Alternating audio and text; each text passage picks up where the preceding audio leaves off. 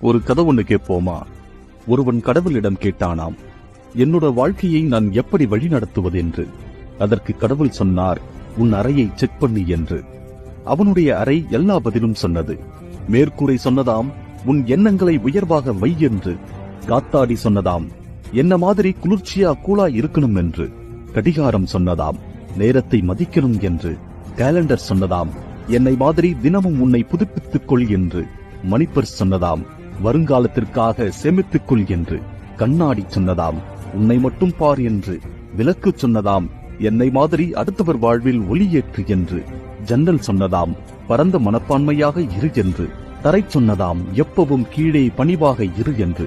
படிக்கட்டு சொன்னதாம், வாழ்க்கையில் ஒவ்வொரு படியிலும் ஏறும்போதும் கவனமாக அடியெடுத்து வை என்று. இதுபோல வாழ்க்கையில் நாம் கடைபிடித்து வந்தால் மிக உயர்ந்த நிலைக்கு வரலாம்.